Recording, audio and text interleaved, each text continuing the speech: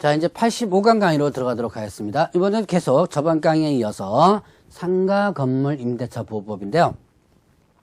자, 이 상가 건물 임대차 보호법에서 이제 주택임대차 보호법과 또 다른, 자, 계약갱신 요구 부분도 주택임대차 보호법에 없는 내용이지만 이 권리금 내용도 주택임대차 보호법에 없는 내용이고요. 이거는, 제 작년에 생겼던 부분입니다. 2015년 때 새롭게 들어온 내용으로서 사실 배우다 보면 뭔가 좀 이상해요. 엉터리로만 개정돼가지고 문제가 좀 많아요. 그러나 문제가 많더라도 법은 법이기 때문에 여러분들이 공부를 좀 해놓고요.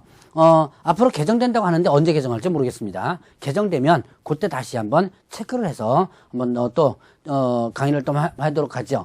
자, 이때 권리금과 관련된 부분인데요. 자, 권리금은 임대차 목적물인 상가 건물에서 영업을 하는 자 또는 영업을 하려는 자, 영업하는 자나 하는 자가 영업시설의 비품, 거래처, 신용영업사 노하우, 상가 건물의 위치에 따른 영업상의 자, 유형, 무형의 재산적 가치의 양도 또는 이용대가, 재산적 가치의 양도나 그 이용대가로서 임대인이나 임차인에게 보증금과 차임 외에 지급하는 금전의 대가다. 금전의 대가를 뭐라 한다? 권리금이다. 권리금은 판례상 나타난 부분에 있어서 법조문에 이렇게 규정되었습니다. 그러니까 이거는 뭐 달달달 외울 필요 없이 그렇구나라고 해서 그냥 넘어가면 돼요. 자, 그러면 권리금 계약이 있습니다. 자, 이 권리금 계약을 잘 보셔야 돼요. 계약의 주체자가 누군지를. 신규 임차인이 되려는 자가 임차인에게 권리금을 지급하기로 하는 계약이다. 자, 신규 임차인이 되려는 자가 임대인에게, 이렇게 되면 틀리죠. 자, 그때 임대인이 임차인에게 이렇게 하면 틀리죠. 자, 조심하시기 바랍니다. 누가 누구에게, 신규 임차인이 되는 자가 누구에게, 임차인에게 이렇게 된 거죠. 그 권리금을 지급하는 계약을 권리금 계약이라고 한다. 자, 그러면 이때 권리금의 회수 기회를 보호하는데요. 자, 임대인은 임대차 기간이 끝나기 3개월 전부터 임대차 종료 시까지, 자, 3개월 전부터 임대차 종료 시까지 권리금 계약에 따라 임차인이 주선한 신규 임차인이 되는 자로부터 권리금을 지급받을 것을 방해서는 안 된다. 임차인이 주선한 신규 임차인이 되는 자로부터 권리금을 지급받을 것을 방해서는 안 된다. 방해 금지가 끝나기 3개월 전부터 종료 시까지예요. 자, 그러면 이때 누구가 임차인이 주선한 신규 임차인. 자, 여기서 임대인이 주선한 신규 임차인이 아닙니다. 임차인이 주선한 신규 임차인이 되는 자로부터 권리금을 지급받을 것을 방해서는 안 된다. 자, 그러면 이때 계약갱신 요구를 거절해서 사유의 어느 하나에 해당하는 경우에는 일단 제외한다 그러는데요. 그런데 이제 예를 들어서 계약갱신 요구를 거절한 사유, 대표는 뭐예요? 3개 차임 연체한 경우 이런 거죠. 예를 들어서 3개 차임을 연체하는 경우라든가 이런 경우는 일단은 방해도 된다는 얘기예요. 이 방해 금지 규정이 적용되지 않는 거죠. 자, 그러면 이때 금지되는 방해인을 보게 되면요. 임차인이 주선한 신규 임차인이 되려는 자. 누가 주선한 거예요? 임차인이 주선한 신규 임차인이 되려는 자에게 권리금을 요구하거나 누가? 임대인이 권리금을 요구하거나 임차인이 주선한 신규 임차인이 되는 자로부터 권리금을 수수하는 행위. 누가 하는 거예요? 그러니까 권리금을 요구하거나 수수하는 것은 누가? 임대인이 이렇게 하면 안 된다는 거죠. 임차인이 주선한 신규 임차인이 되려는 자로부터. 자, 그리고 임차인이 주선한 신규 임차인이 되려는 자로 하여금 임차인에게 권리금을 지급하지 못하게 하는 해. 자, 임차인이 주선한 자. 여기에는 임대인이 주선이 아니에요. 임차인이 주선한 신규 임차인이 되려는 자는 자로 하여금, 자, 이게 임차인이 주선한 신규 임차인 자에게 얘한테 권리금 주지 마. 이렇게 요구하는 거죠. 그렇게 해서는 안 된다라는 부분이에요. 자, 그 다음에 또 임차인이 주선한 신규 임차인이 되는 자에게 상가 건물에 관한 조세 공과금, 주변 상가 건물의 차임 보증금 그 밖의 부담에 따른 금액에 비추어 현저히 고액의 차임과 보증금을 요구하는 행위. 자, 이건 뭐냐면 상가 임대차 보증금이나 월세를 이걸 너무 터무니없이, 시세보다 너무 터무니없이 요구하는 거예요. 그래놓고 뭐 하는 거야? 하든지 말든지 맘대로 해. 대부분 계약을 깨려고 많이 요구하는 경우가 있죠. 계약을 깨려고 요구할 때 이렇게 터무니없이 요구하는 경우가 많아요. 자, 이렇게 해서는 안 된다라고 하는 부분이죠. 자, 그 다음에 또 그 밖에 정당한 사유 없이 임대인이 임차인이 주선한 신규 임차인 되는 자와 임대차 계약의 체결을 거절하니 정당한 사유 없이 임대차 계약을 거절해서는 안 된다는 얘기예요. 정당한 사유 없이.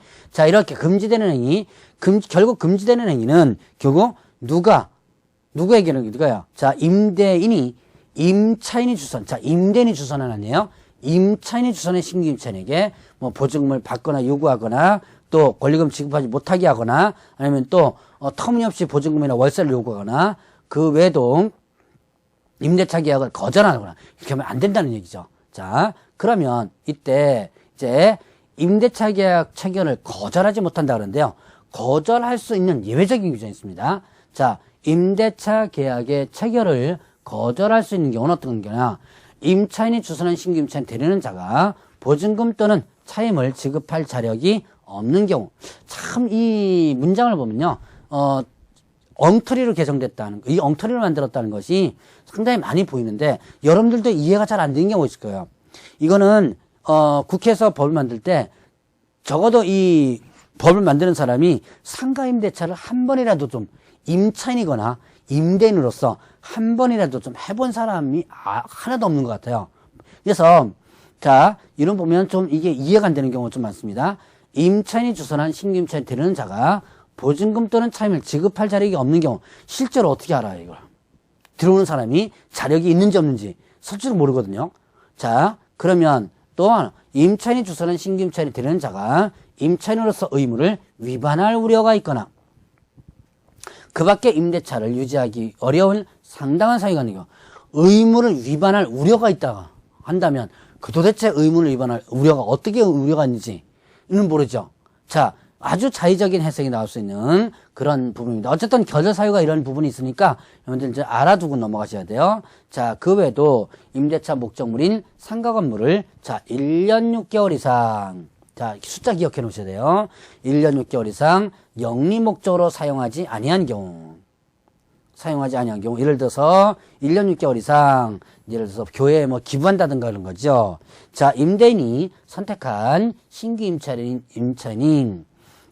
임대인이 선택한 신규 임차인이 임차인과 권리금 계약을 체결하고 그 권리금을 지급하는 경우 누가 선택한 신규 임차인이 임차인이 아니라 임대인이 선택한 신규 임차인이 임차인과 권리금 계약을 체결하고 권리금을 지급한다라고 한다면 이때는 임차인이 주선한 신규 임차인과 계약을 체결을 거절할 수 있다라는 얘기죠.